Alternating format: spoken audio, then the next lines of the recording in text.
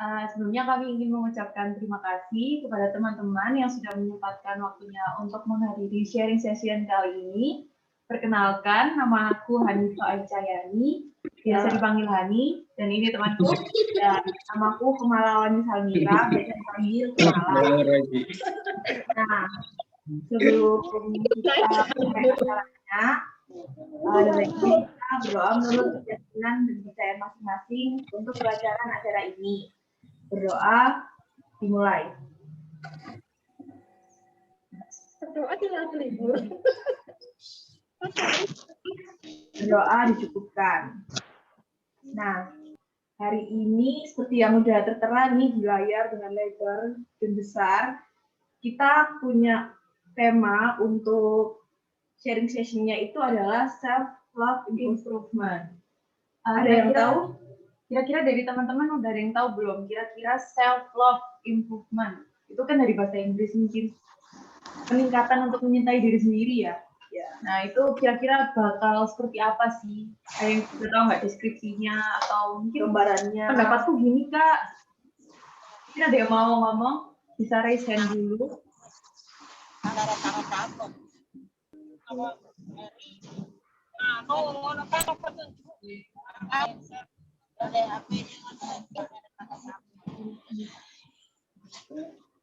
Sepertinya belum ada yang tahu ya.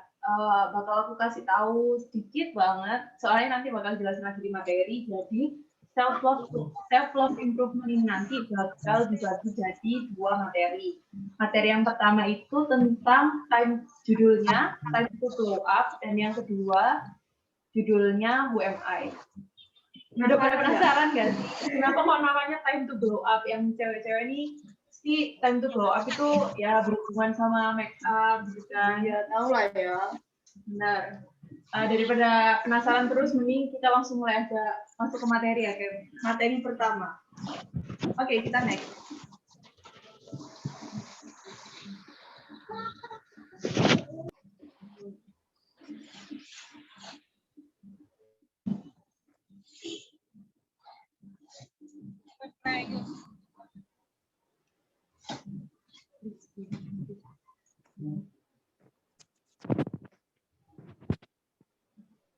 Nah, ini dia Time to Glow Up.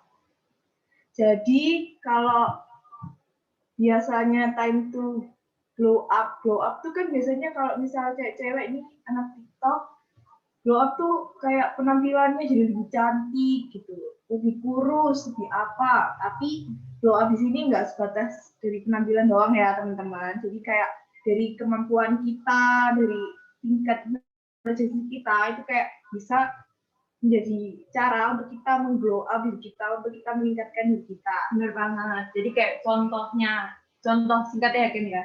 Kayak misal kita tuh perhatian sama lingkungan sekitar. Kalau misal ada sampah, ya lebih ke peka. Kalau misal ada sampah, ya gimana caranya kita biar menjaga lingkungan itu tetap bersih gitu. Oke. Nah, kayak yang tadi udah dibilang, glow up ini bisa dari pengembangan dirinya ya, Bung ya. Benar. Apa sih pengembangan diri itu?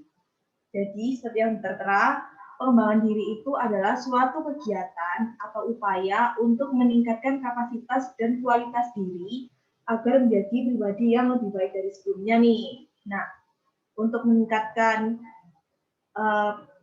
diri kita dengan pengembangan diri itu, ada beberapa hal yang bisa kita lakukan dengan kegiatan-kegiatan berikut ini. Nah, seperti contohnya itu meningkatkan kesadaran dan intensitas diri. Lalu mengembangkan bakat dan potensi yang bisa kalian udah sadar nih, kalian punya bakat atau kalian berpotensi di mana. Nah, dengan sadar itu kalian tuh bisa lebih menggali nih, kalau misal aku tuh mampunya sampai seberapa sih gitu. Apa aku bisa lebih lagi ya gitu ya. Atau mungkin bisa mengembangkannya itu lewat ikutan ekstrakurikuler gitu kan. Ya, itu mencari-cari hal yang baru kan. Terus membangun sumber daya manusia. Nah, ini sumber daya manusia itu kita ya maksudnya.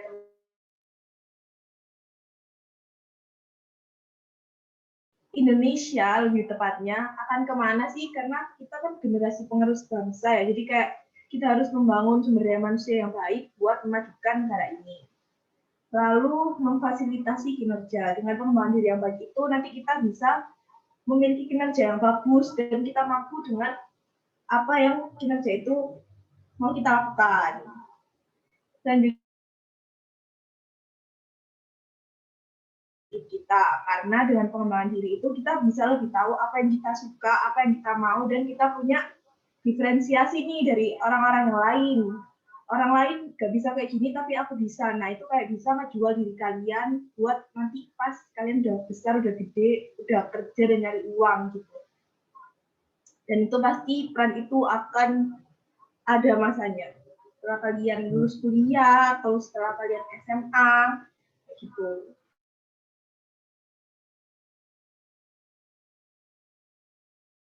Dan cita-cita kalian. Nah, impian dan cita-cita kayaknya nanti kita bahas lebih lanjut ya tentang impian dan cita-cita.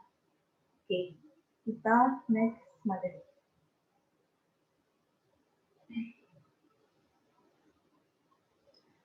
Terus, mari kita diskusi di sini. Kira-kira ada yang tahu nggak? Kenapa sih kita harus melakukan pengembangan diri? Apa sih pentingnya?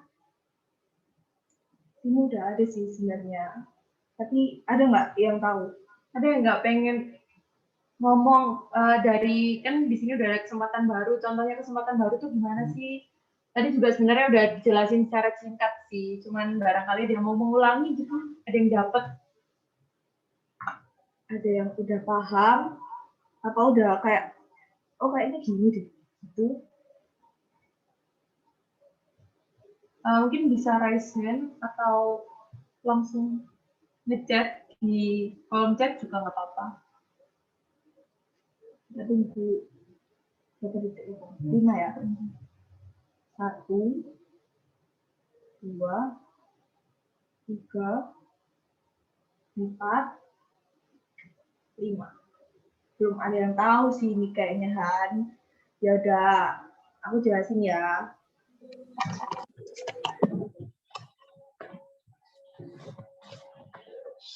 Ini saja sampai kita punya kesempatan baru. Kesempatan barunya kesempatan apa sih? Nah, jadi dengan mengembangkan diri dari keadaan sebelumnya, kita tuh bisa mendapatkan kesempatan baru yang tidak pernah kita dapatkan sebelumnya. Jadi misal kalian dulunya nggak bisa nyanyi nih, nggak bisa, kalian cuma bisanya nyanyi. Diri kalian jadi bisa main gitar, kalian tuh punya kesempatan loh. Yang awalnya cuma penyanyi aja, jadi kayak penyanyi dengan bermain gitar, apa ya namanya? Solois tapi main gitar kayak Randy Pandugo, tau nggak? Bisa jadi produser juga, bikin lagu gitu kan, dari melodinya dari gitar mungkin. Jadi lebih tahu nada, jadi bisa jadi produser musik. Dan itu salah satu contoh kecilnya ya. Terus dengan pengembangan diri itu juga bisa meningkatkan kepercayaan diri kita dalam menggapai tujuan hidup dan mimpi kita. Karena kita udah tahu nih kita bisanya seberapa, kita mau kemana, jadinya kita pede nih, kayaknya aku bisa deh sampai ke titik itu, kayaknya aku bisa deh mencapai cita-citaku gitu. Waktu kalian dihadapin sama orang yang misalnya kalian lagi kompetisi kan, bagus-bagusan bikin lagu, kalian udah tahu lawan kalian tuh kayak gimana, jadi kalian bisa percaya diri, aku loh udah pernah kayak gini, aku merasa diriku tuh kapasitasku se-level mereka, baik mungkin gitu kan. Jadi kalian ya kenapa enggak, kenapa aku harus minder, kalian punya kepercayaan diri yang lebih karena kalian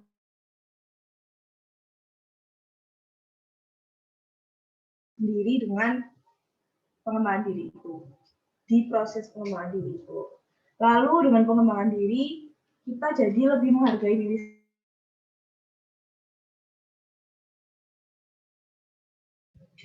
Karena kita tahu gitu, ketika melakukan pengembangan diri ini bukan proses yang mudah dan gampang dan langsung jadi aku menjadi seperti ini dan diriku berkembang seperti itu gitu. Ada proses-proses yang harus kita lewati, dan membutuhkan kerja keras dari diri kita. Jadi kita jadi lebih menghargai diri sendiri karena kita tahu mau kemana, kayak yang tadi kan. Karena kita tahu tujuan kita mau kemana, sampai di mana. Kayaknya kalau misalnya nyerah sekarang, sayang banget deh. kayaknya kalau misalnya kita menyakiti diri kita sekarang karena kita pesimis nggak bakal bisa, sayang banget. Jadinya kita lebih menghargai diri sendiri. Selanjutnya, punya visi yang lebih jelas. Nah, itu balik ke proses yang tadi ya. Dengan proses itu kalian menggali, dan kalian tuh lebih tahu apa yang kalian mau. Visi ini maksudnya tujuan apa yang mau kalian capai gitu.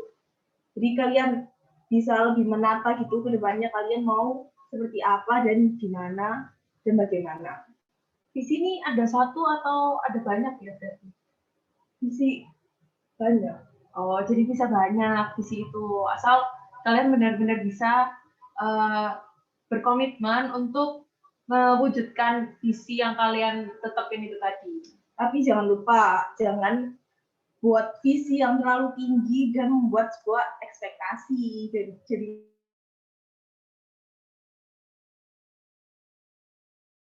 berekspektasi tuh kalau udah ketampol sama realita tuh kayaknya nggak usah sampai segini deh. Nah, Mbak Kumala ini udah berpengalaman gitu, jadi bisa cerita ke kalian. Iya, betul. Terus selanjutnya mengasah keahlian. Nah, di dalam proses itu tadi kan, ada kalian tuh menggali, di mana kalian suka, di mana kalian bisa, di mana kalian mampu. Nah, itu kayak bisa lebih diperdalam, bisa digali sampai ke akar-akarnya.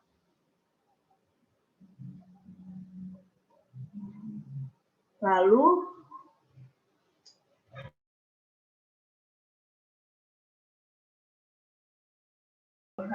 contohnya gimana, Ken? Jadi pengembangan diri ini akan membuahkan kebahagiaan yang lebih banyak lagi bagi diri kita nih yang menjalankan pengembangan diri itu.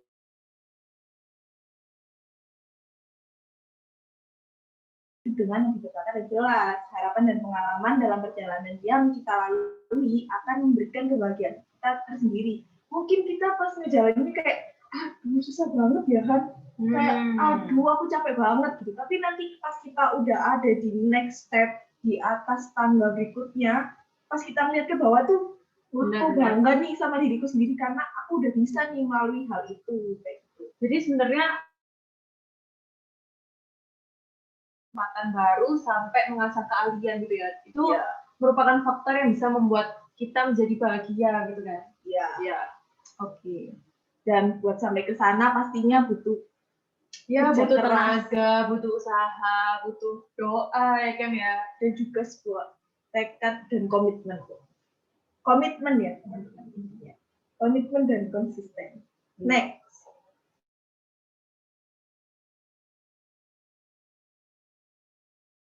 Human skills. Apa itu human skills? Skills itu bahasa Indonesianya apa sih, Han? Aku nggak bisa bahasa Inggris nih, apa ya? Aduh.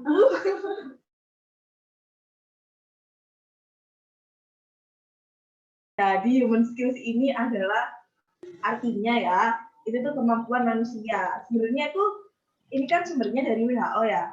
Nah, ada satu sumber lagi yang aku mau sharing ke kalian, jadi itu namanya 21st century skills. Apa sih Kak itu? Apa sih itu 21st century skill? Skill yang dibutuhkan di abad ke-21. Nah, nanti itu mungkin kalian akan hidup di abad 21 dan skill-skill ini yang akan menunjang kalian buat kedepannya gitu. Yang menunjang kalian untuk survive, biar bisa tetap bertahan di kerjaan kalian atau meningkatkan karir kalian seperti itu.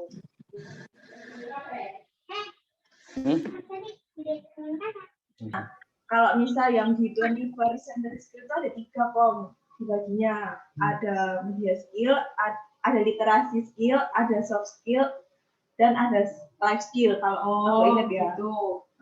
Tapi karena ini kita bersumber dari WHO, mungkin kalau misalnya adik-adik mau mencari tahu lebih lanjut, bisa banget tuh dicari tahu. Karena ya kalian dan kita semua akan hidup di abad ke-21 ini. Gitu. Kalian akan merasakan apa yang kita rasakan saat ini, seperti harusnya aku tahu ini dari dulu ya. Banyak beberapa dari kita itu menyesal karena nggak tahu hal-hal seperti ini sedini mungkin. Jadi Taunya tuh telat. ya, jadi kita kurang siap gitu menghadapinya. Nah, di sini tujuan kita itu supaya setidaknya kalian itu punya dasaran untuk berproses di jenjang yang lebih tinggi seperti itu.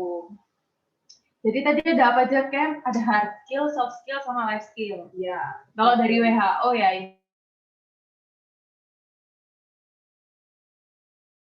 yang dapat dipelajari dan diperoleh serta ditingkatkan melalui latihan, pengulangan, dan pendidikan, di mana menjadi bagian dari rangkaian keterampilan yang diperlukan untuk bisa berhasil melakukan suatu pekerjaan.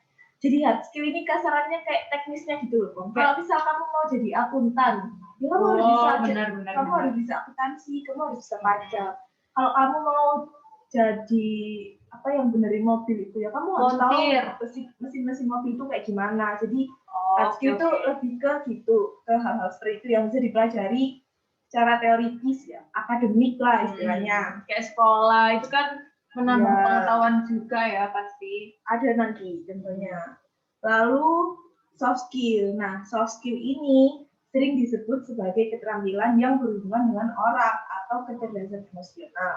Dan soft skill ini merujuk pada kemampuan untuk berinteraksi dengan orang lain.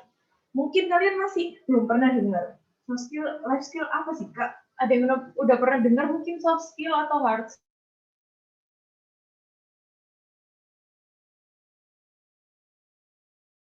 Menurut yang udah pernah aku tahu tuh soft skill gini, Kak, gitu. Ayo dong, nggak apa-apa, mungkin bisa langsung ngomong, nggak apa-apa deh, nggak usah raise hand, nggak usah di kolom chat, mungkin bisa langsung ngomong. Ya, mau aja udah. Apa kita sharing session sekarang, bukan webinar. 5, 4, 3, 2, 1. Oke, mungkin langsung dijelasin aja kayak gimana sih soft skill itu. Nah, soft skill ini biasanya kalau misal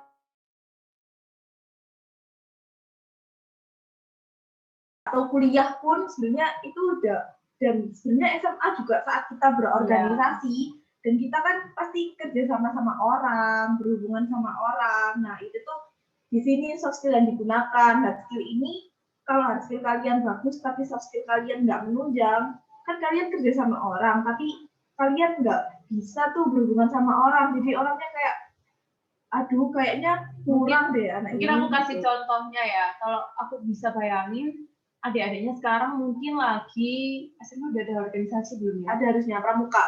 Oh iya, mungkin di pramuka ya. Di pramuka kalian dikasih tantangan nih sama guru kalian mendirikan tenda. Nah, kalian itu udah belajar nih cara mendirikan tenda itu gimana? Jago banget kan? Jago banget secara pengetahuan. Tapi kalian tidak atau mungkin kurang memiliki soft skill dalam cara mengkomunikasikan apa yang kalian tahu. Nah, di sini itu juga bisa jadi masalah karena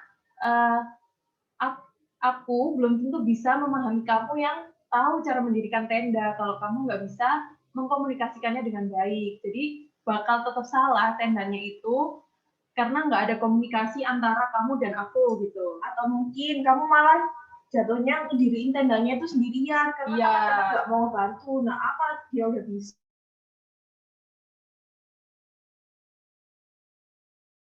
nyaman atau bekerja sama dengan teman-temanmu. Salah satu contoh soft skill berkomunikasi dengan tim itu salah satu contohnya. Nanti ada contohnya. Oke. Terus kita lanjut ke life skill. Nah, life skill ini adalah kemampuan psikososial yang membantu kita beradaptasi dan bertahan menghadapi tantangan kehidupan sehari-hari yang terus berubah. Jadi life skill ini sebenarnya kayak hal-hal yang kayak harusnya kita punya nih untuk kehidupan sehari-hari kita, untuk manage keseharian kita supaya lebih tertata, lebih kita itu bisa lebih mudah gitu menjalani hari-hari ini. Jadi life skill ini jadi penyokongnya soft skill juga loh, Pong. Oh gitu ya. Sebenarnya life skill ini juga lumayan baru sih buat aku. Mungkin kamu ada nggak contohnya kayak kehidupan nyata tuh gimana sih kan? Kita lanjut aja next. Oke, boleh.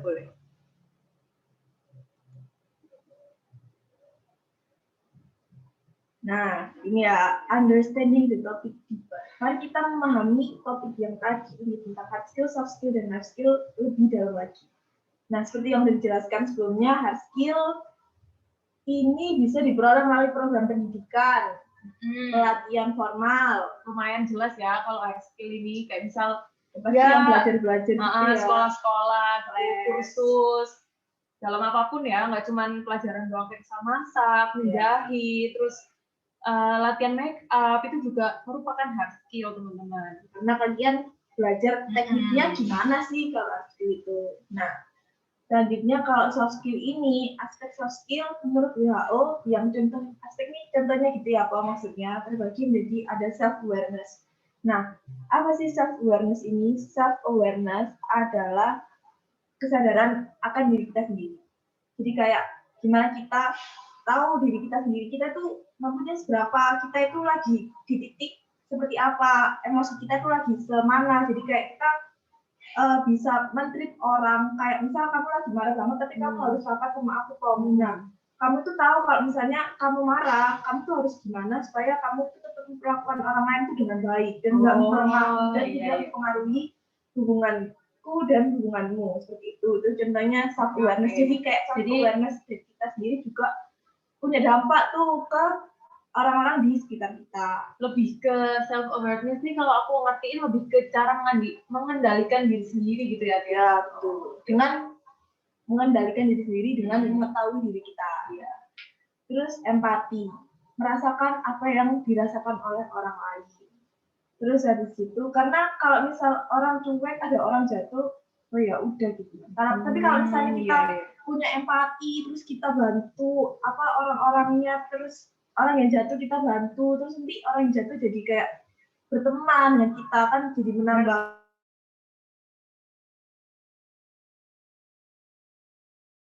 empati sama simpati itu beda ya. Gimana tuh? Empati itu ini kamu udah merasakan apa yang dia rasakan. Kalau simpati itu masih kayak empati itu udah ada tindakannya gitu. Kalau simpati itu kayak masih kasihan doang. Aduh kasihan jatuh. Jadi empati ini wujud nyata kepedulian kita gitu. Betul sekali. Wujud nyata kepedulian kita itu empati ya. Critical thinking. Berpikir kritis ini juga termasuk soft skill. Nah, berpikir kritis, kita akan bisa menyelesaikan suatu permasalahan itu dengan lebih mudah, terperinci, dan kayak kalau kita ngambil keputusan untuk membahas permasalahan tersebut, kita nggak bakal nyesel sih, soalnya kita udah memikirkan itu matang-matang dan tahu resikonya itu akan seperti apa.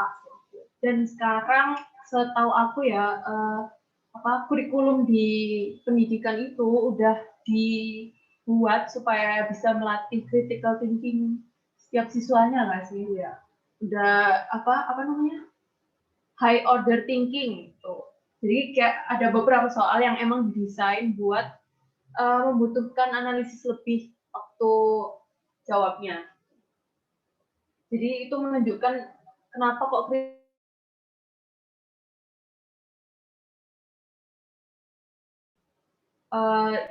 nggak mungkin kita hidup ini nggak ada masalah gitu. Nah, critical thinking ini dibutuhkan untuk menyelesaikan setiap masalah yang bakal kita hadapi nanti. Setiap hari itu pasti ada masalah, pasti banget. Ada aja ya.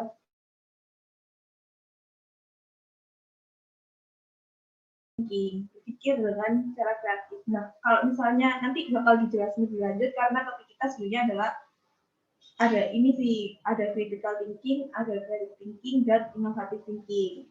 Itu tuh saling berhubungan sebenarnya. Nah, untuk creative thinking nanti mungkin bakal kita jelasin di dalam di next step, next slide untuk menghemat waktunya ya. Terus decision making, problem solving. Nah, decision making ini adalah pembuatan keputusan. Problem solving itu adalah penyelesaian masalah. Kalau misal di dunia kerja, di dunia organisasi, di perkuliahan, pasti banyak banget itu masalah yang ada, dan nanti kita akan dihadapkan dengan beberapa pilihan yang harus kita ambil untuk menyelesaikan permasalahan-permasalahan itu. Jadi soft skill intinya masalah lah. Terus habis gitu, kalau aku boleh ngerti ini ya, berarti kalau dari critical thinking, problem solving sama decision making. Ini tuh berarti kalau dibuat urutan, yang pertama itu critical thinking ya. Critical thinking gimana caranya kita dihadapkan dengan suatu masalah. Masalah ini kalau dijabarin jadi gimana sih poin-poinnya. Setelah itu kita berusaha untuk menyelesaikan masalah yang ada itu tadi dengan membuat decision making gitu ya. Tuh. Oke. Nah, karena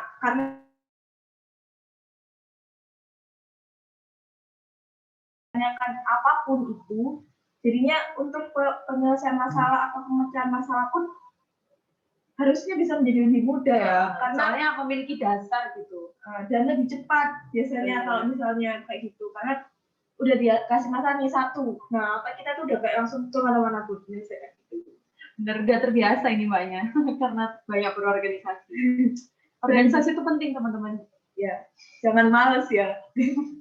Kalau bisa mulai sedini mungkin. Tuh. Lalu effective communication atau komunikasi yang efektif. Kayak yang tadi dijelasin di awal tuh. Komunikasi yang efektif nih, kita nggak perlu banget banyak ngomong, tapi intinya tuh cuma 1 detik sebenarnya. Tapi kita ngomong 5 detik. Nah itu kayak nggak efektif dan membuat sebenarnya kita bisa produktif di waktu-waktu lain, tapi karena kita terlalu banyak mengkomunikasikan hal-hal yang tidak perlu, padahal intinya pun sama, itu tuh malah jadi membuang-buang waktu yang bisa digunakan untuk melakukan sebuah kegiatan yang lebih produktif. Lebih ke tahu waktu gitu, kapan harus ngomong secara efektif, dan ya kapan waktunya kamu emang lagi ngobrol biasa aja sama temanmu. Nggak semua omongan harus efektif ya di sini maksudnya. Ya. Kalau misal kalian pengen cerita sama teman tuh, ya berarti soft skill ini lagi nggak dipakai. Ini digunakan untuk kayak lagi kerja, lagi berkomunikasi, berorganisasi untuk menyelesaikan sebuah masalah, lagi rapat mungkin contohnya. Next. Lalu interpersonal relationship, hubungan interpersonal. Nah, ini tuh kayak yang tadi sama kayak aku dan kamu.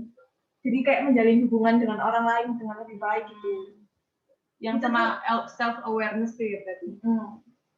Terus mengatasi stres, karena kalau misal kita ya terkadang dihadapkan dengan suatu masalah ya banyak banget. Terus kita tuh lagi bingung nih, aduh aku nyelesainnya yang mana dulu ya, aduh aku harus kemana dulu, malah jadi bingung dan stres, dan kayak kerjaan itu malah tidak berubah dari tempatnya, tidak menghasilkan apapun. Karena kita terlalu banyak berpikir, ini yang lupa sama yang mengendalikan emosi.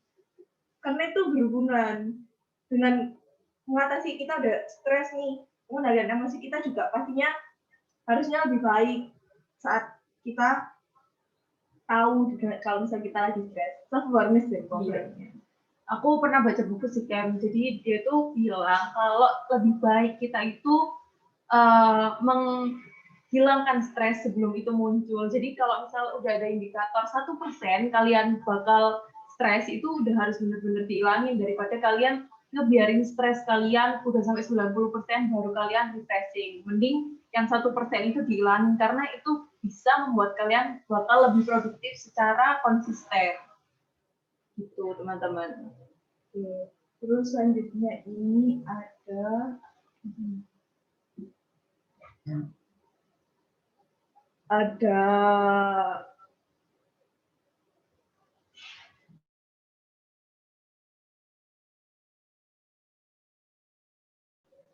personality dan attitude development. Oh teman-teman, ini maaf kebalik, ternyata yang tadi kita sebutkan itu adalah life skill untuk karena itu kan dari diri kita untuk ke orang lain. Nah selanjutnya ini adalah soft skill pun. Yang hijau ini ternyata soft skill. Sorry banget teman-teman, jadi kita ada kesalahan nulis ininya kebalik ya, ketuker, belum sempat ditukar, maaf banget ya teman-teman. Ya kalau misal berarti ini soft skill ya. Jadi ada ralat ya.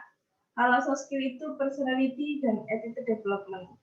Development itu apa sih, Bu? Pengembangan mungkin. Translate-nya ya. Pengembangan diri dan pengembangan attitude. Ini juga life skill dan soft skill kayak yang tadi aku bilang ya, itu saling mendukung satu sama lain, saling menyokong satu sama lain. itu bakal kayak kesana saling juga melengkapi gitu ya betul sarannya. mungkin kita ngasih tahu artinya aja ya Bu, nggak Ya, usah boleh, sampai boleh, ke boleh. rinci-rinciannya Karena mirip-mirip ya itu iya tadi. karena ya ujungnya sama ke sana iya kita harus mengkomunikasikan dengan efektif Benar banget. nah personal dan attitude development kayak yang tadi pengembangan diri dan pengembangan attitude nah ini kita lagi lakukan sekarang untuk kita mencoba untuk mengembangkan soft skill dari yang kalian punya gitu. Terus ada manajemen krisis itu kayak yang masalah-masalah gimana kita memprioritaskan masalah-masalah yang mungkin harus kita selesaikan terlebih dahulu untuk masalah selanjutnya itu biar lebih mudah terselesaikan. Jadi kayak mengatur prioritas gitu kok, biar kayak nggak semua itu nggak semua masalah harus diselesaikan saat ya. itu juga. Bener-bener. Soalnya setahu emang ada masalah yang benar-benar nggak perlu buat diselesaikan gitu kan. Kayak yang ada, aku pernah baca bukunya. Oke. Jadi kalau emang kalian benar-benar harus selektif dalam membagi waktu untuk memecahkan sebuah masalah, untuk menyelesaikan sebuah masalah ya. Kalau emang kalian ngerasa masalah ini apa sih, nggak perlu banget aku yang ngurus, mungkin kalian bisa lemparin ke orang lain.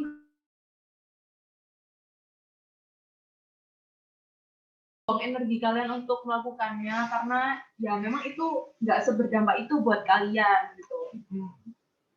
Nanti juga bisa mengurangi stres yang kalian hadapi. Berhubungan lagi kan. Terus selanjutnya itu jiwa kepemimpinan. Nanti kalau misal kalian mungkin hari ini udah ada pembentukan kelompok-kelompok gitu ya, kalau misal mau ngerjain tugas atau mau ngapain, biasanya itu kan ada ya kerja kelompok. Nah itu tuh kalau misal nggak ada yang memimpin, nggak ada yang bisa mengendalikan teman-temannya yang lain, nggak harus jadi pemimpin seperti presiden gitu sih di sini. Tapi jiwa kepemimpinan itu bisa membawa kita jadi presiden. Tapi itu juga bisa dimulai dari hal-hal yang kecil seperti mengatur teman-temannya, ngebawa, mendelegasikan masalah-masalah yang ada. Jadi kayak kita nggak susah sendiri, teman-teman juga tugas kebagi rata. Ya.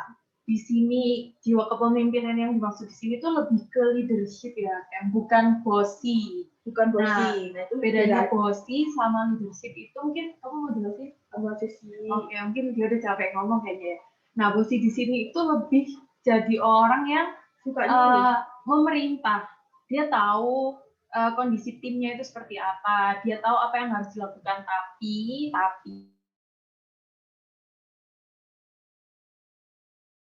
kamu yang ini gitu.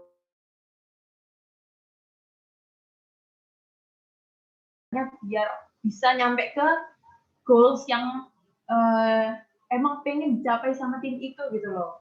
Jadi ngerjainnya tuh benar-benar bareng-bareng. Kalau misal nggak ada pembagian tugas yang ya pokoknya kalau kamu ini aku nggak mau bantu gitu. Kalau emang dia butuh bantuan, kalian akan dengan senang hati untuk membantu. Itu definisi leadership yang aku tahu sih. Bukan nyuruh doang gitu ya. Iya, kasarnya bukan nyuruh doang. Beda tuh soalnya pemimpin mengatur, itu mengatur, bukan menyuruh. Gitu. Berpikir logis. Nah, kadang tuh ada yang kayak hal-hal mungkin kita sebagai masyarakat tradisional yang ada kakek neneknya mungkin yang udah kuno-kuno ada pemikiran kayak yang formali nggak boleh di sini nggak boleh kayak gini. Contohnya aku pernah dikasih tahu contoh sama guruku sini sebenarnya. Kenapa nggak boleh makan cewek, nggak boleh makan di tengah pintu? Nanti katanya jodohnya nggak datang. Nah, sebenarnya kalau secara logis, kenapa kita nggak boleh makan di depan pintu? Ya karena nanti kita akan menghalangi orang yang mau masuk atau keluar gitu. Mau masuk ke dalam ruangan atau mau keluar, menghalangi lalu lalang, malah nanti nasinya jatuh semua gara-gara tersenggol ya.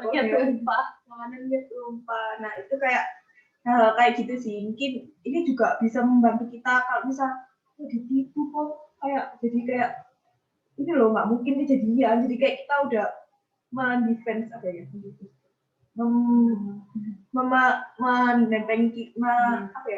Menebengi diri kita dengan kayak pemikiran sebelum kita melakukan sesuatu tuh kayak gimana seperti itu.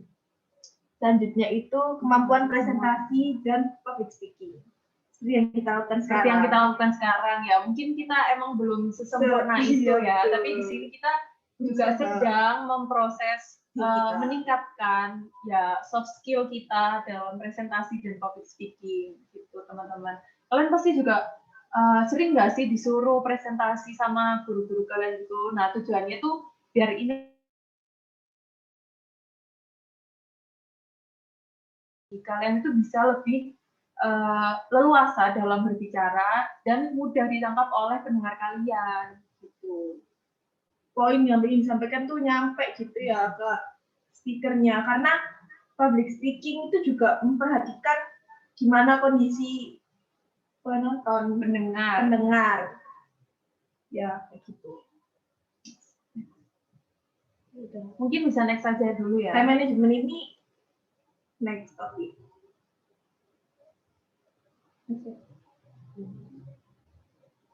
Nah ini apa sih pentingnya soft skill dan life skill ini? Jadi soft skill itu sangat penting untuk memenuhi tantangan dan rintangan dalam kehidupan profesional dan kesuksesan yang akan kita jalani. Itu yang tadi udah dijelaskan ya, kayak soft skill kan hubungannya sama orang. Nanti kalau misalnya kalian kerja, kalian berorganisasi, nah itu tuh juga akan mencapai ke sana, profesionalitas dan kesuksesan yang akan kalian jalani. Nah, kalau misalnya soft skill ini diseimbangkan dengan life skill, kita akan menjalankannya dengan lebih efektif, sehingga hal tersebut bisa terasa lebih mudah. Seorang dengan soft skill dan life skill yang kuat dianggap memiliki kedewasaan dan profesionalisme yang bisa melahirkan seorang pemimpin juga loh. Karena seseorang tersebut cenderung tidak mudah terprovokasi dan bisa mengendalikan emosi diri, gak gampang kebawa gitu ya. Orang bilang A, ya udah aku ikut A. Orang bilang B, ya udah aku ikut B. Padahal dia sebenarnya nggak suka menjalankan itu. Nah, jangan sampai ya teman-teman. Next.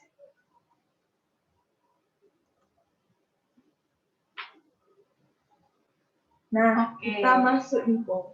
Mulai masuk ke materi inti ya kan ya. Materi inti. Today's topic kita bakal bahas tentang time management. Sebuah soft skill. Tadi belum sempat dibahas ya time management itu apa. Mungkin bisa dijelasin dulu kan apa sih itu. Intinya time itu waktu, Pong. Manajemen translate-nya ya. Cara memanajemen waktu.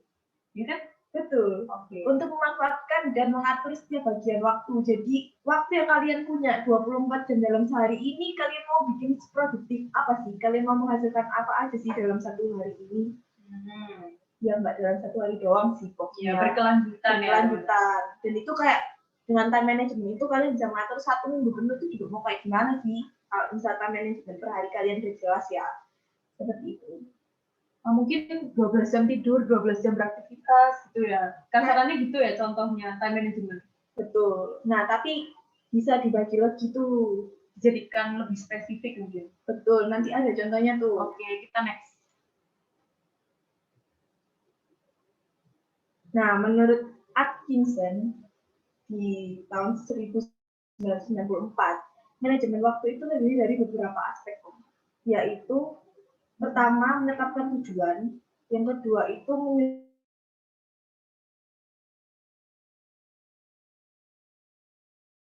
bersikap asertif dan tegas, yang kelima itu menghindari penundaan, dan yang terakhir itu meminimalkan waktu yang terbuang. Jadi dengan aspek-aspek ini tuh kalian kalau misal mau time management yang baik ya, kalian tuh udah tahu satu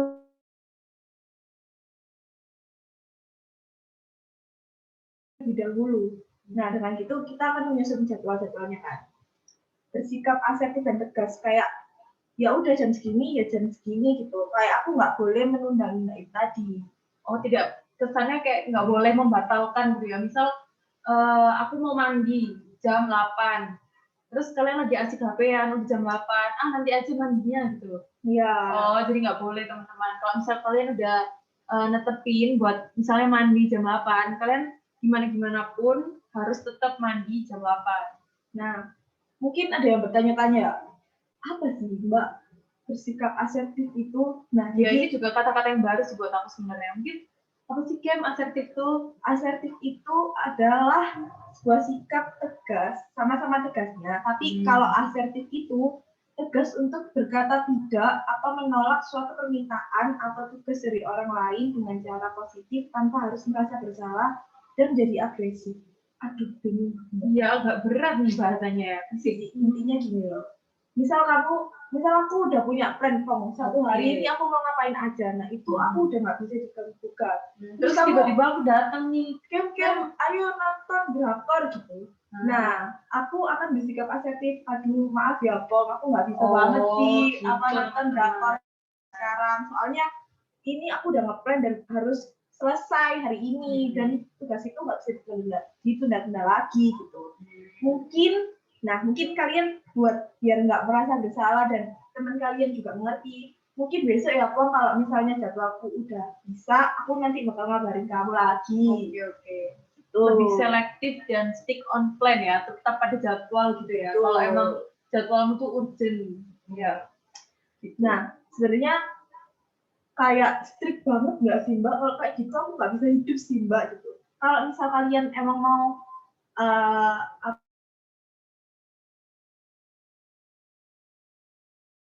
keluar sama aku, soalnya besok kamu udah mau keluar negeri. Nah, aku kan nggak bakal ketemu sama kamu lagi, Bang. Jadi kayak, aduh, ya udah aku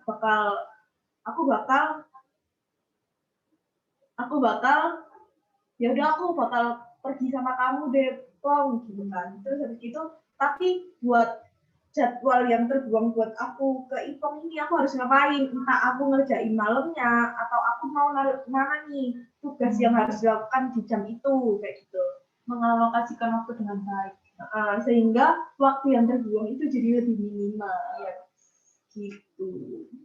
Oke. Nah, sebenarnya ini adalah sebuah pengelolaan manajemen waktu. Perencanaan waktu ya yang tadi ya, kayak kamu jam segini mau kayak gimana, jam segini mau ngapain, kayak gitu ya intinya perencanaan waktu.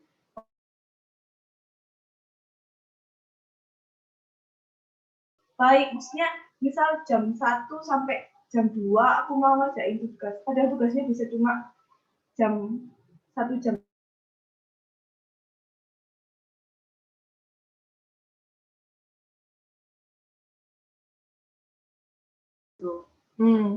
Terus pengkoordinasian waktu. Nah, ini tuh kayak yang tadi kok, kalau misal ada hal-hal waktuku dan waktumu disatukan kayak gitu, dan pengawasan waktu yang sedikit tadi.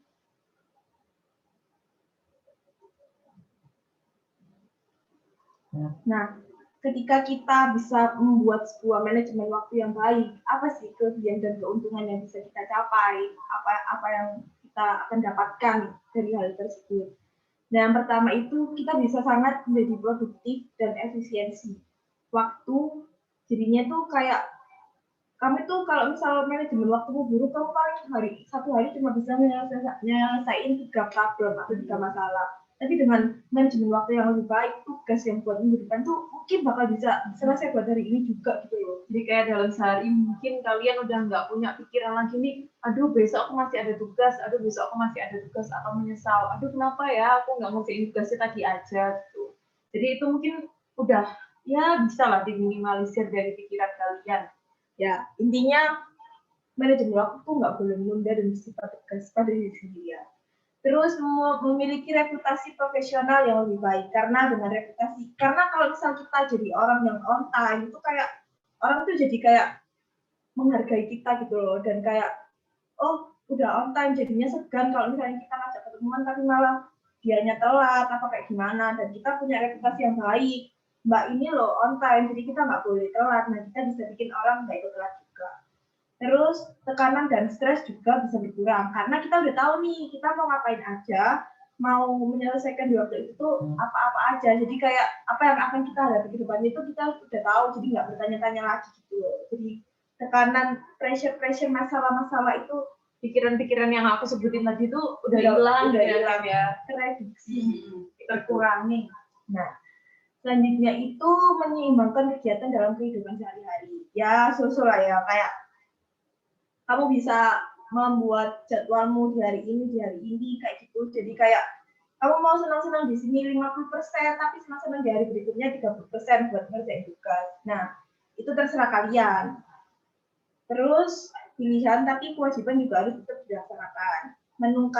Meningkatkan peluang suksesan. Kadang ada nggak sih orang yang merasa kayaknya aku udah telat banget sih gitu. Nah, dengan kalian tahu lebih dini, kalian mau ngapain aja dan terplan, kalian tuh bisa menjadi selangkah lebih maju dari orang yang tidak punya manajemen waktu yang baik. Jadi kalau misal kamu dapat beasiswanya bulan ini, aku baru dapatnya itu masih bisa bulan depan karena manajemen waktu buruk seperti itu. Memiliki peluang karir yang lebih baik. Ini bisa nyambung ke yang reputasi profesional tadi ya, karena orang jadi tahu kamu bisa on time kok, pasti tugasnya nggak telat. Jadinya kayak ya udah kasih ke ini aja, nanti dengan bertambahnya kewajiban-kewajiban yang harus kita lakukan, nah itu bisa membuat portofolio kita semakin meningkat.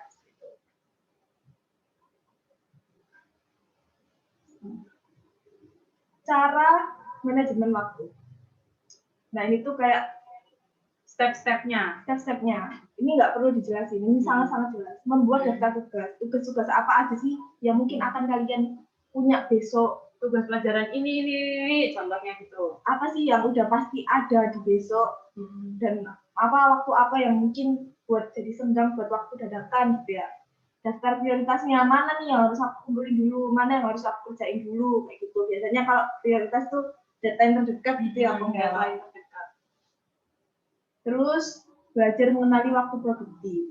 Nah, apa sih Mbak waktu produktif itu? Jadi kalian itu bisa tahu, aku tuh bisa banget ngerjain tugas cuma 5 menit di jam 4 sore.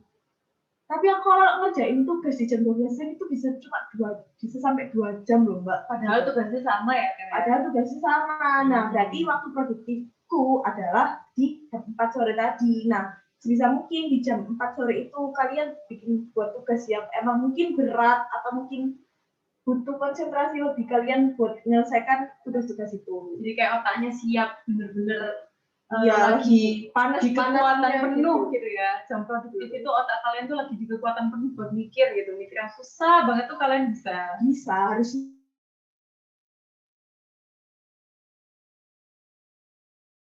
Kita berdua jam produktifnya malam. Jadi kayak mulai dari jam 9 ke atas, jam 9 malam ke atas gitu. Kita baru bisa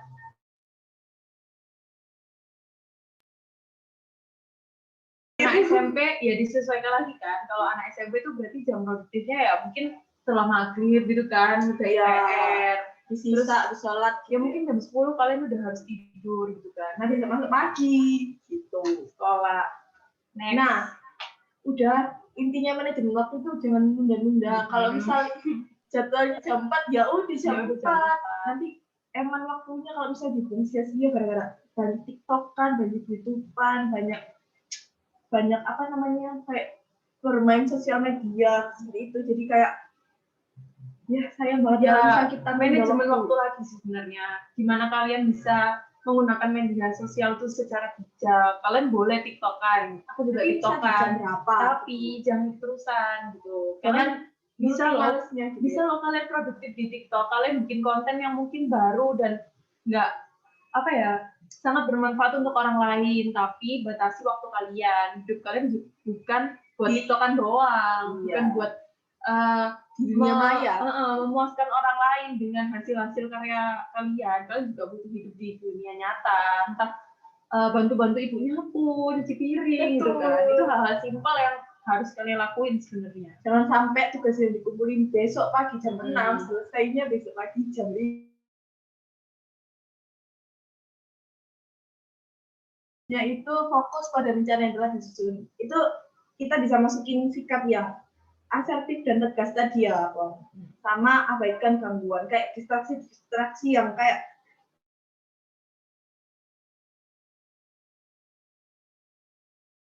nanti itu matiin aja notif kalian. Kalau emang kalian udah menjadwalkan jam itu tuh kalian harus belajar. Taruh aja HP-nya jauh-jauh biar kalian nggak diganggu. Dititipin ke ibunya mungkin. Ya gitu ya, biar nggak keterusan. Soalnya kalau buka TikTok niatnya 5 menit, tiba-tiba 1 jam loh. Pengalaman. Kamu bukan. Next.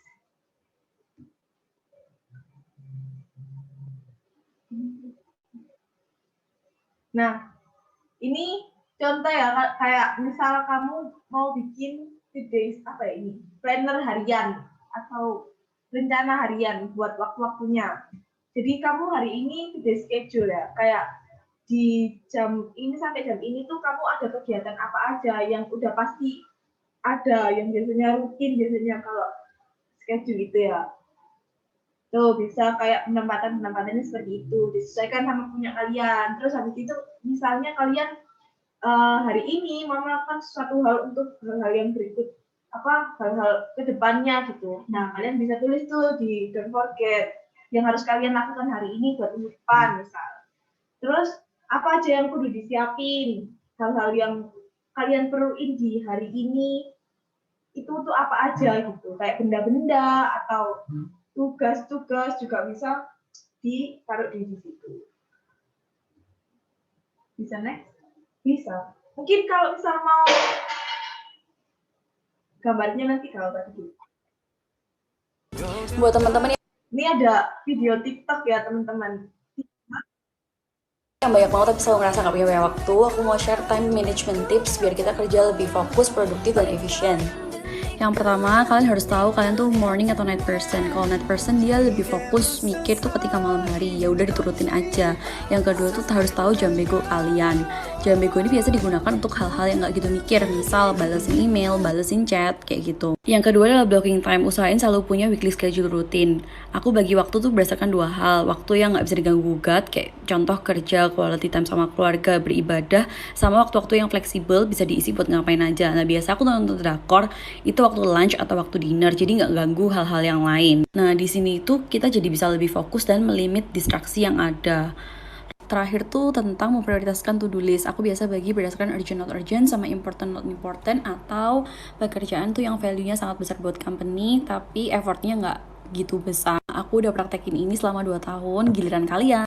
Itu ringkasnya kayak gitu. Mungkin nanti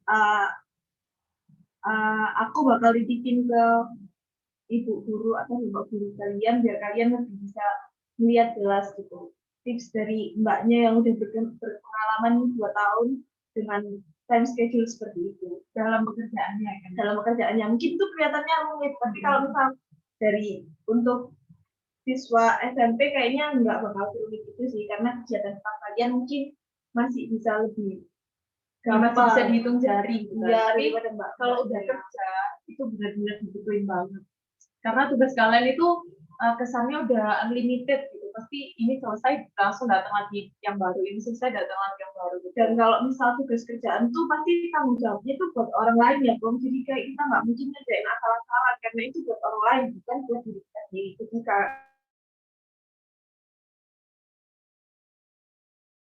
perusahaan juga berdampak ke kita, mungkin kita bisa aja dipecat gitu kan ya, mungkin bisa aja kita merugikan diri sendiri dan merugikan orang lain itu.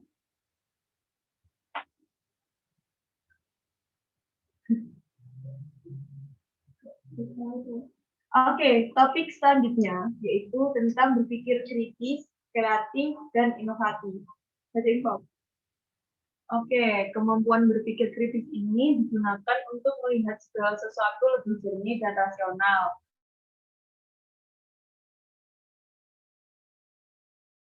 Ide atau solusi unik untuk memecahkan suatu masalah. Gimana tuh, Kem? Lanjut, next. Oke. Ya, lanjut, ada di next. Nah, ini kolom pengertian berpikir kritis, kreatif, dan inovatif.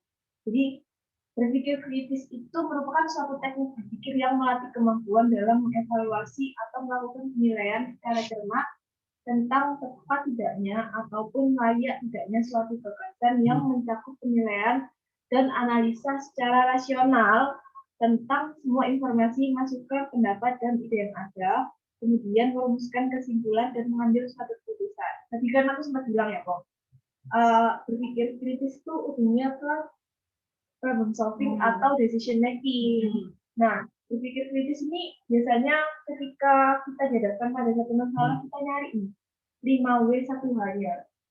Menulis satu hal apa yang menyebabkan masalah itu. Kenapa masalah itu terjadi? Ya, Gimana masalah itu gitu ya. Ya, pokoknya 5W1H lah ya. ya. Yang berhubungan sama masalah itu tadi. Dan kayak kalau berpikir kritis ini pasti pertanyaan. Kalian ada punya pertanyaan A, udah terjawab nih B. Terus kalian masih kayak mempertanyakan B. Jadi kayak berpikir kritis tuh kalian benar-benar nyari akar masalahnya itu apa. Jadi kalian tuh bisa menentukan ini tuh layak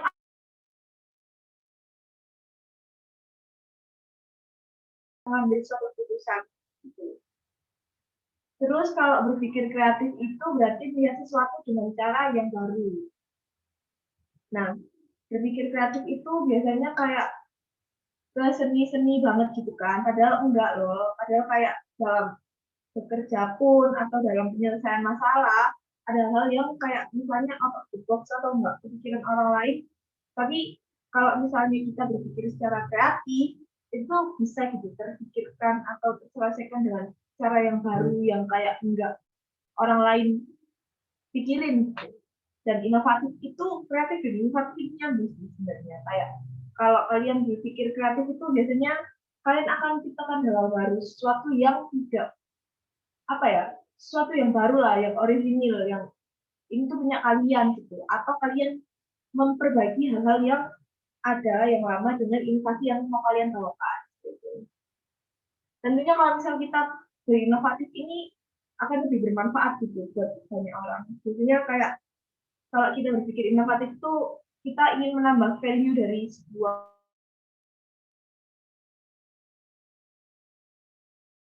buat banyak orang gitu.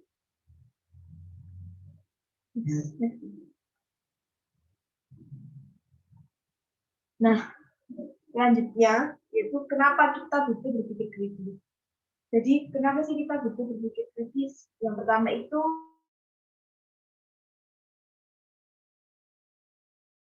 kebebasan berpikir nih gimana ya? Kebebasan berpikir ini maksudnya kayak kamu tuh nggak harus ngikutin apa kata orang gitu.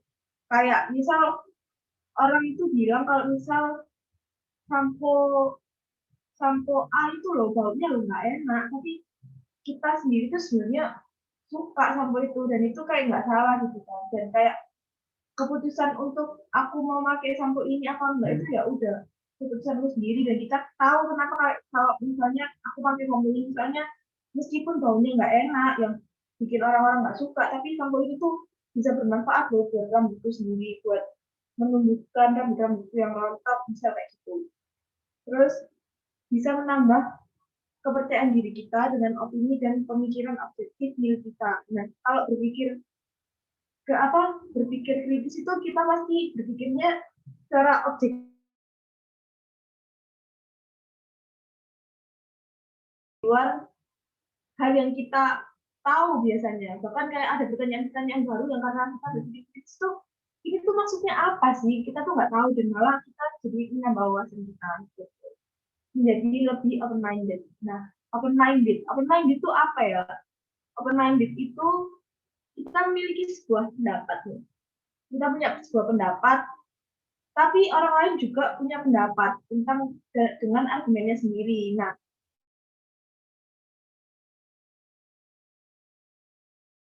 pendapat sendiri yang kita yakini sendiri gitu. Jadi, tapi jadinya kita tuh tetap menghargai pendapat orang lain yang menurut dia valid dan kita bisa tetap berpegang teguh dengan pendapat kita sendiri.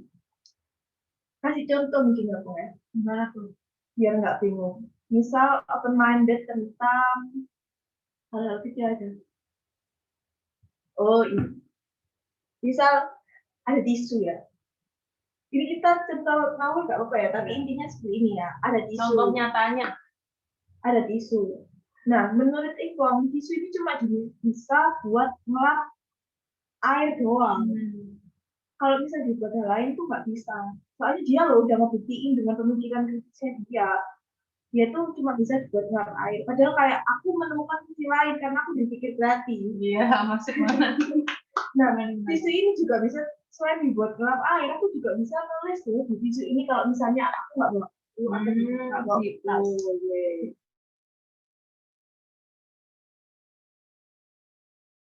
kamu punya pemikiran gitu, oh ya udah kamu nggak apa-apa kayak gitu. Tapi tetap menurutku ya nggak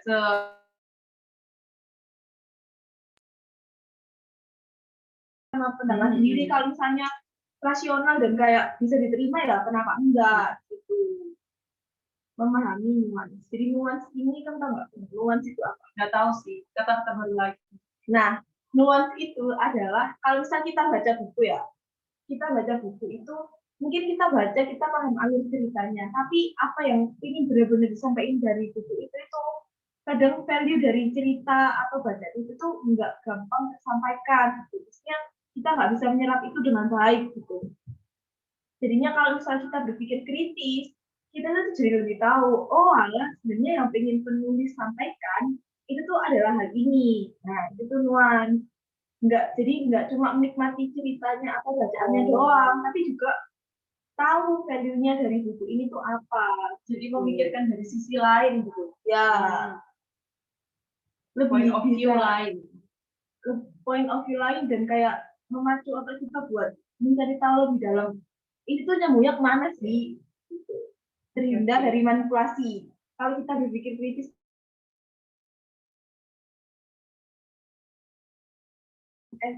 pulsa dapat dari Shopee 1 miliar, aduh itu nggak make sense banget.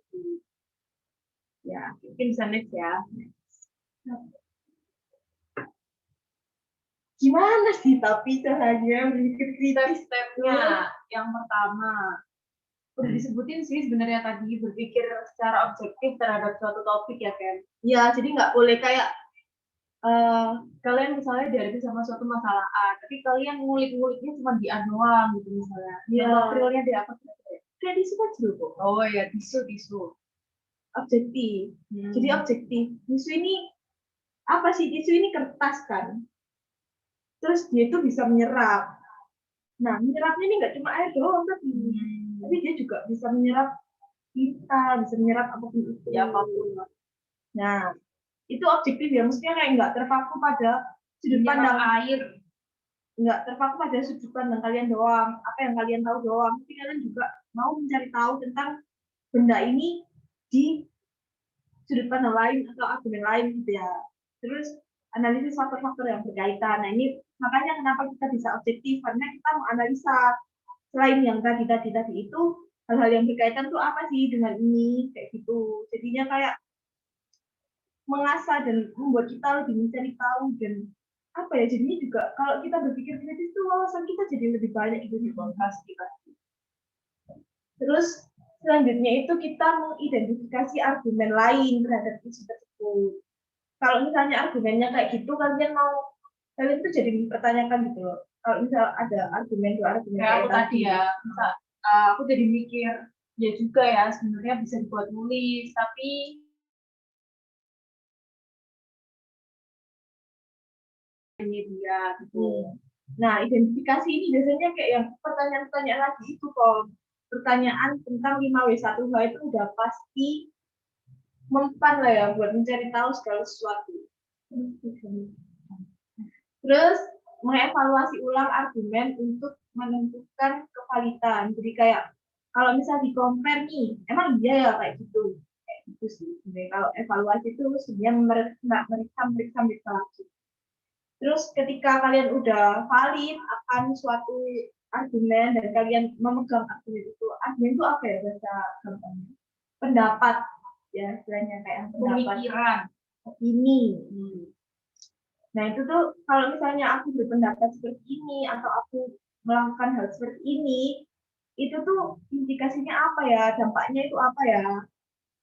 Kayak ya implikasi itu dampak ya Bu. Next.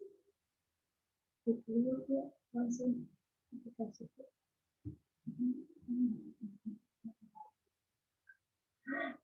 Oke, terus selanjutnya adalah kenapa sih kita butuh berpikir dengan kreatif dan inovatif? Itu tadi kan yang tadi. Sekarang itu kreatif dan inovatif. Jadi dengan kreativitas itu kita dapat menghubungkan semuanya. Kayak karena out of the box tadi itu sih, kayak orang nggak kepikiran tisu itu bisa dibuat nulis, orang tahunya tisu cuma bisa dibuat menyerap air. Padahal kan tisu juga bahannya sampai kita sama-sama dari pohon, dari pohon. Nah, gitu. Jadi kayak bisa menghubungkan satu hal dengan hal yang lain.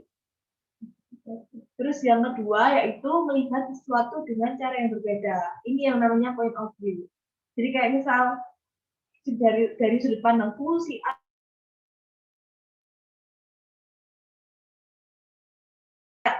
nggak terpaku sama satu hal itu aja gitu sih. Kalau melihat sesuatu dengan cara yang berbeda. Dan itu kayak numbuhinnya agak susah untuk bisa tahu kamu itu bisa melihat sudut pandang dengan cara yang berbeda. Nah, kalian tuh bisa mengasahnya dengan banyak berkomunikasi dengan orang-orang baru.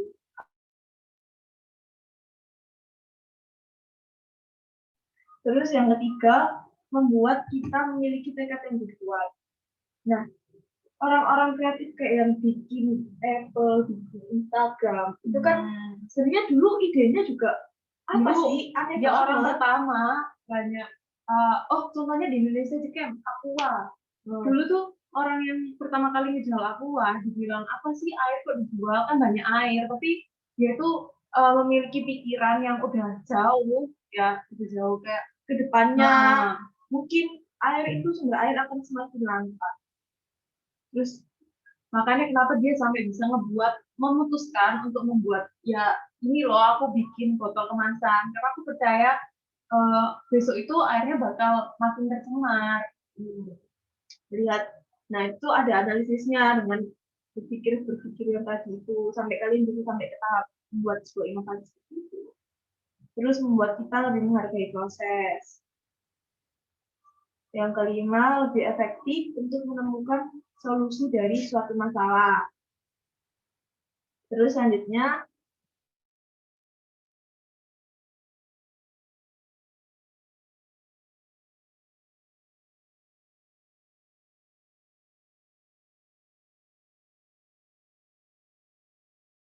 kayak nggak bakal bisa digantikan oleh robot. Kalau misal kita jadi operator apa ya?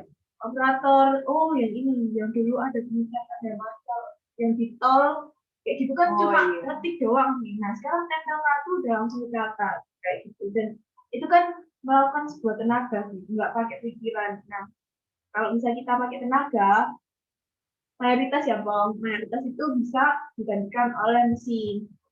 Jadi bangun diri kalian supaya kalian itu memiliki pikiran yang nanti itu dibutuhkan sama orang lain gitu ya kan ya.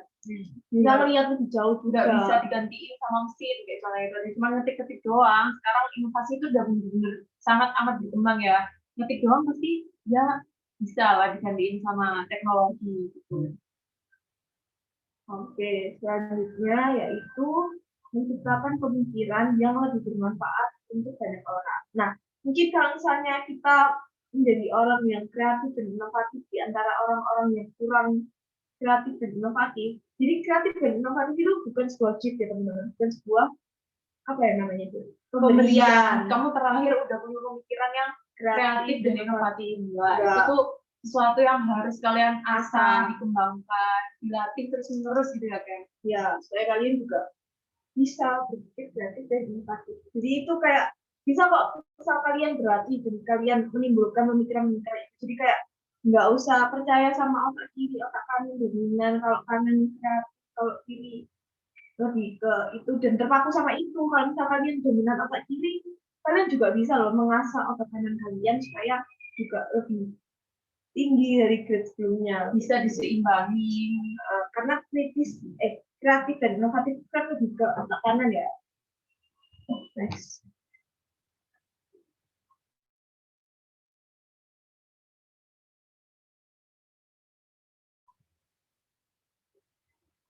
Nah ini gimana sih cara kita berpikir kreatif dan inovatif? Oke, yang pertama itu memperluas wawasan. Nah, dengan memperluas wawasan ini menambah pengetahuan kita ya teman-teman. Kayak kita ngisi otak kita dengan berbagai macam pengetahuan. Gimana Mbak caranya memperluas wawasan itu? Ada kita nanti bisa membaca, memperbanyak bacaan, bekerja sama dan berhubungan dengan orang lain untuk kita tahu pemikiran orang lain itu kayak gimana sih. Terus menghindari aktivitas yang sudah dikuasai. Kalau misalnya kita udah ahli banget ya, kenapa Coba kita cari nggak yang mencari lain hal aja yang lain, dulu. mencari hal atau kegiatan yang menantang diri kita, menghindari aktivitas yang emang kita udah tahu gitu. Terus mengunjungi tempat-tempat yang dapat memicu kreativitas gitu. Kayak misal ke museum, ke tempat yang tenang-tenang buat berpikir sendiri gitu misalnya. Buat melihat apa yang bisa dijadikan inovasi gitu ya, inspirasi. Nah, aku tuh baca kalau misalnya otak kita itu bekerja 80% itu bekerja keras, 20% bersantai. Tapi pemikiran kreatif dan inovatif itu malah munculnya ketika kita pas di 20% itu. Ya. Iya. Tiba-tiba kepikiran apa gitu. Iya, makanya kan Google kan nggak yang strict banget sama itu bener banget ya. Gitu. Buat melatih kreativitas pekerjaannya. Terus yang kedua melatih otak kita. Nah, kayak yang bilang kan, itu kan sebuah jadi kayak melatih otak dengan menerima kegagalan. Sorry.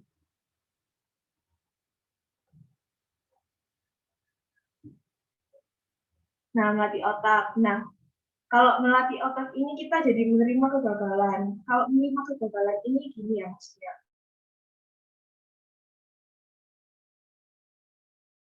Kayak gitu ya. Dengan kegagalan itu kita tuh mencari tahu kurangnya tuh gimana sih, kayak apa sih yang bisa dievaluasi dari kekurangan itu, apa sih yang bisa ditingkatkan dari apa yang sudah kegagalan yang sudah kita lakukan gitu. Terus menuangkan apa yang ada di otak ke sebuah kertas. Nah, biasanya itu kayak aku sendiri. Aku pribadi biasanya kalau misal dari otak terus disuruh bikin kayak gini PPT dimasukin ke digital langsung, aku bingung banget harus kayak gimana. Biasanya aku ngegambar skemanya dulu nih, aku mau kayak gimana, apa yang ada di otak kalian tuh gambar dulu aja di kertas semuanya, baru nanti kalian cari hubungannya itu kayak gimana. Nah, itu nanti bisa membantu otak kalian buat lebih cepat untuk bisa berpikir kreatif dengan yang tadi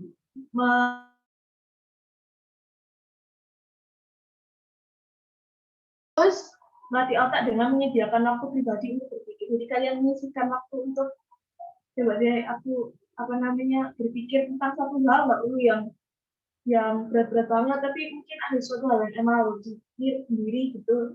Kalian bisa menyediakan itu untuk membuat otak kita bekerja, nggak yang santai terus gitu. Terus mendedikasikan untuk memiliki pemikiran yang terbuka.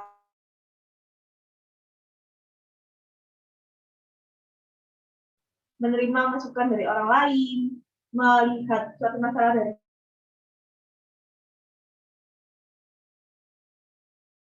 terus yang selanjutnya yaitu coba kalian challenge diri kalian. Kalau misal kalian mau berpikir kreatif dan inovatif, ada suatu hal, coba buat hal yang baru.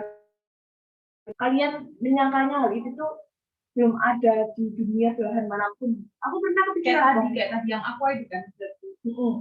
Aku pernah sih sebenarnya tapi ternyata udah ada ketika aku nyari tahu. Aku juga sering kayak gitu. Aku ngotak-ngotak sesuatu gitu kan, ngeliatin benda-benda apa ya kira-kira. Terus aku akhirnya udah, oh ini bisa nih jadi gini. Tapi waktu aku searching ternyata udah ada. Ya.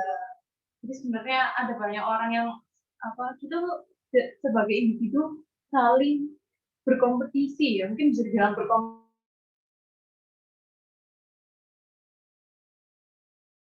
Secara semua orang pasti bakal mau buat gampangnya gimana sih gitu kan ya, tapi buat yang membuat sebuah kegampangan ini nih orang-orang tertentu yang memiliki pemikiran gitu kan ya.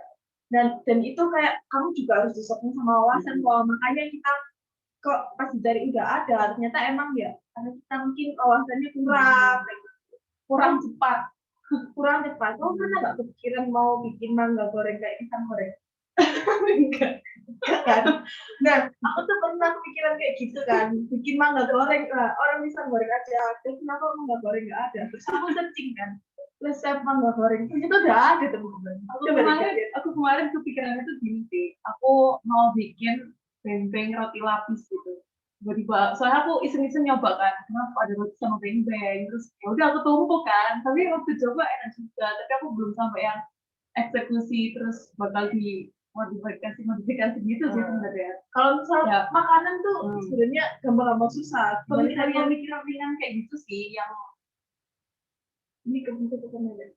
ya kita lihat dulu ya ngomongnya pemikiran kayak gitu itu yang bisa ngelatih secara nggak langsung.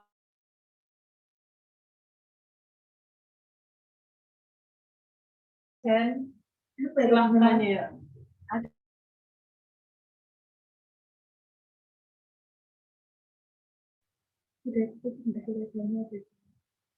Oh, Kebencian ya kayaknya. Nah, lanjutin materi ya. Boleh. Terus step yang terakhir itu adalah melatih otak yang lainnya. Bilang dong kalau mengonsep kembali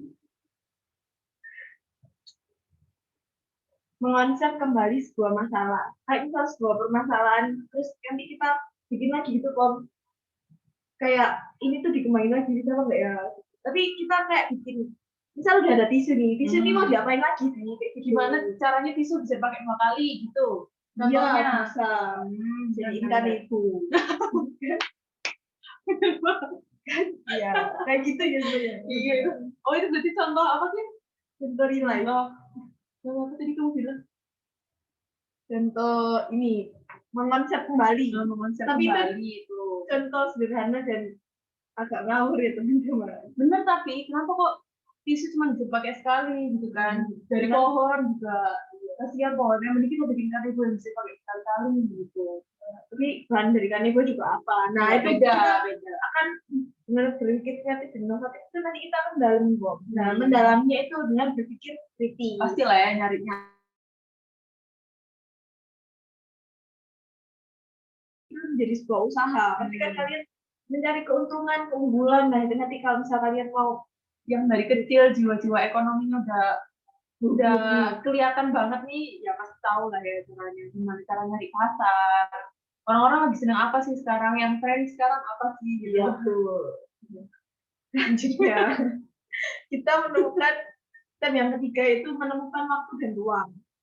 Nah, maksudnya itu di sini kita menyediakan waktu untuk berpikir, terus bekerja pada waktu yang terbaik. Kalau di contohnya Mbaknya tadi kan kita tahu waktu yang paling buruknya kita, terus nanti kita ya udah di waktu-waktu itu aja kita leha-lehanya. Tapi kalau waktu yang terbaik kita gunakan seproduktif mungkin, gitu kan.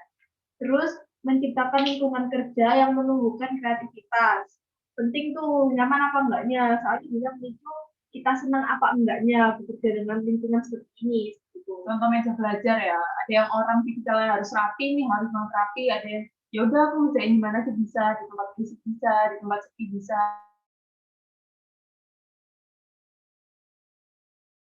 Untuk kreatif, nah kita bisa menyediakan waktu untuk kreatif, tapi jangan merencanakan waktu untuk berkreasi, gitu enggak? Enggak, cukup paham. Ada-adanya nih kayaknya bingung ya kayaknya. Nah, itu kalau misal kita lagi kayak gini ya, sekarang sharing session, terus tiba-tiba kalian kepikiran sebuah ide untuk usaha atau apapun, untuk aku mau kuliah di mana misalnya. Terus kalian tuh boleh loh kayak udah ini discuss dulu aja, ditulis dulu apa yang ada di otak kalian tuh ditulis dulu, nanti kalau misal udah ada waktu bisa lebih mendalami itu kayak gitu. Terus kayak menyediakan waktu untuk kreatif. Nah, tetapi jangan merencanakan waktu buat berkreasi karena itu maksa. Dijadwalin gitu tadi ya. Misal jam 9 sampai jam 10 aku harus kreatif gitu ya. Itu susah. Kalau misal jam 9 sampai jam 10 kita harus produktif, itu beda hal. Karena pemikiran kreatif itu yang tadi munculnya pas santai-santai, 20% inspirasi. Nah, jam-jam tertentu, keadaan tertentu. Mandi kan tiba-tiba sering banget sih waktu makan. Iya, padahal kita kayak bener-bener waktu cuma jalan nggak ada mikirin apa kenapa ya nggak digabungin sepatu sama apa gitu misalnya. Iya. Terus selanjutnya menghindari rutinitas dan waktu yang bersyukur. Tapi ini kalau misal kalian mau menjadi orang yang produktif, kalian harus menjadi orang yang rutin dan terstruktur. Tapi karena pemikiran kreatif itu yang tadi, yang jarang munculnya tiba-tiba, waktu yang rutin dan yang struktur itu malah menghambat gitu sih. Soalnya kita udah mau ngerjain apa di sini tuh fokusnya udah ke yang hal itu kayak gitu. Terus menikmati setiap batasan saat berkreasi. Biasanya kalau misal kita mau bikin tahu goreng. Tapi kalau misal aku biasanya tahu goreng itu pakai bawang sama garam, tapi bawangnya lagi nggak ada. Terus ini tahunya mau tak apain ya dengan bahan-bahan yang ada. Terus tiba-tiba nanti kalian bisa bikin tahu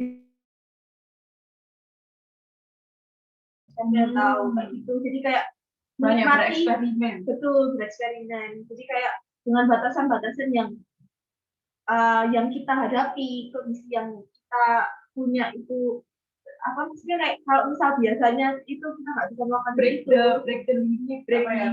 Kalau kalian nggak bisa ada break ini mau gimana ya, jadi ini tuh yang ada. Tapi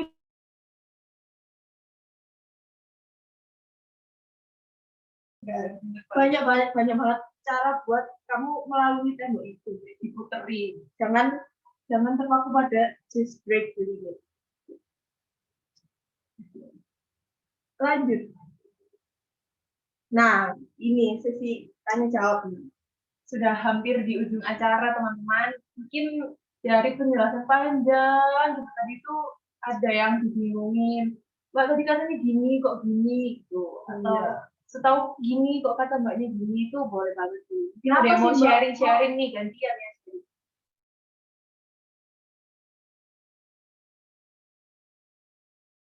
Ini sepenting apa sih? Tadi udah dijelasin sebenarnya. Tapi kalau mau tanyain lagi juga nggak apa-apa. Ya. Teman-teman, ada hadiah nih buat yang mau tanya.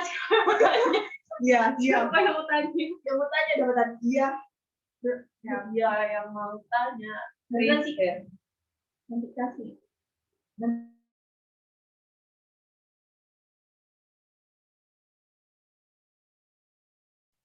Triwulan dari mungkin mau nanya.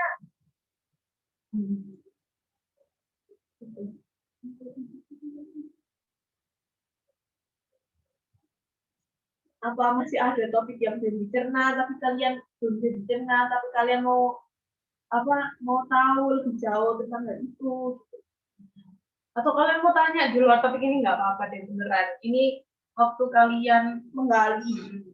Soalnya informasi dari kita, pengalaman kita mungkin yang kalian kepo, kuliah itu gimana sih Kak? Asik enggak? Terserah deh kalian mau nanya apa SMA, nggak usah kuliah. SMA dulu ya kalian. SMA dulu gimana Kak? Dulu Mbak ada SMA, ada SMK kok. Kan dua pilihan tuh. Nah, ini ya kamu ya SMA sama SMK. Iya, kayak misal ya kayak aku disuruh orang tuaku ke SMK, tapi aku nggak mau.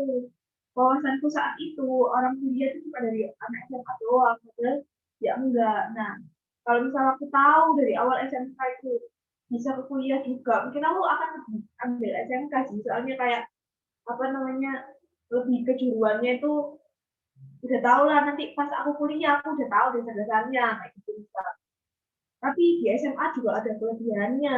Di SMA itu materi-materinya itu lebih banyak, jadi kita tahu kayak jadi expert tapi generalis gitu. Kamu tahu Elon Musk gak? Tahu. Nah, Tesla itu. Kalian udah tahu nggak? Elon Musk itu biasanya kalau expert atau ahli itu kan dalam satu bidang, tapi itu sampai dalam bidang. Nah, kalau expert generalis kayak si Elon Musk ini, dia itu tahu dong berbagai bidang, tapi tahu secara luas gitu ya. Sambunginnya gimana?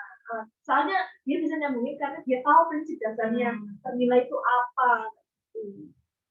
Sampai dia bisa bikin Tesla, mobil listrik, keren banget. Kalian pada tahu Tesla nggak? Tahu lah ya pasti. Yang cuma baru ada di Jakarta itu kayak Surabaya kayaknya juga udah ada, tapi minim banget. Soalnya dia digerakinnya pakai listrik kan ya?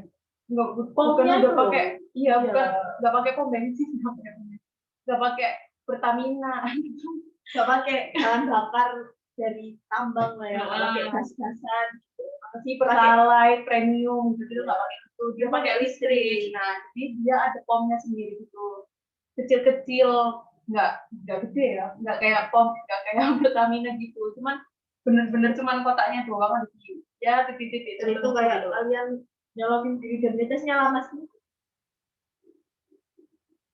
Dan kalau misal mau lebih tahu lanjut tentang Tesla ya bisa jadi tahu kita di sini mau ada nggak dek yang mau ditanyain? Sayang banget ini saatnya kita menggali ini. 5W1. Ada yang tahu nama kita nggak? Nama aku siapa? Nama dia siapa?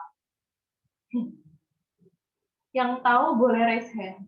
Nanti dapat hadiah. Gak ada yang tahu nama kita tadi udah berkenalan. Apa kalian, Mbak aku bingung banget mbaknya jelasnya kapan gitu. Ya mungkin nanti PPT-nya bisa di-share ke Boleh. bakal kita share ke guru. Nanti kalau misal pengen tahu penjelasan kita lebih jauh juga bisa lihat di YouTube diulang-ulangi nanti itu mbaknya ngomong apa aja sih gitu. Contoh-contohnya itu apa aja sih? Mungkin kalian ada yang malu juga nih, mungkin bisa lewat WA nanti mau nanya-nanya apa gitu, boleh ke WA-nya Mbak Malu.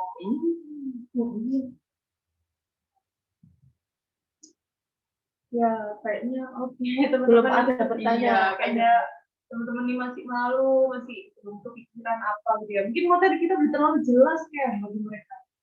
Mungkin kita nggak tahu karena teman-teman ini diem-diem semua ya kayaknya.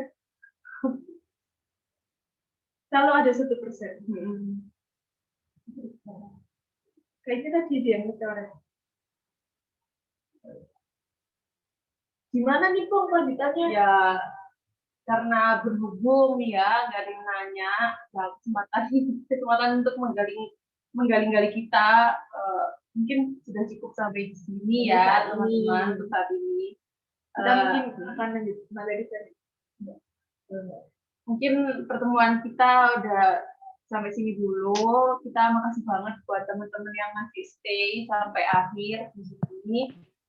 Kami berharapnya semoga materi yang kami bawakan ini benar-benar bisa berguna buat kalian nanti depannya, karena ya kayak yang udah dibilang tadi sih, ada 21st century skill yang pasti dan udah dirumuskan. Kalau misalnya di abad ke-21 itu nanti skill-skill yang berguna itu apa aja. Nah, tadi ada salah 3 dari yang disebutkan.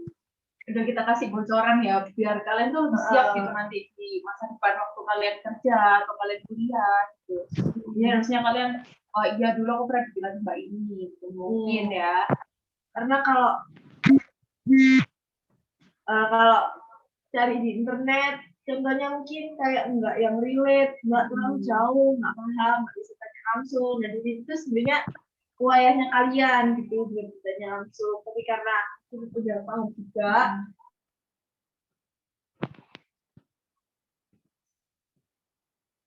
semoga mungkin pertemuan kali ini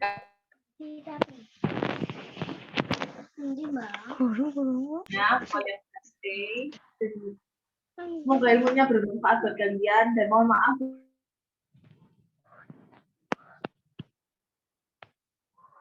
nggak jelas. Kita mohon maaf untuk hal itu. Ya, terima kasih semuanya. Sampai ketemu di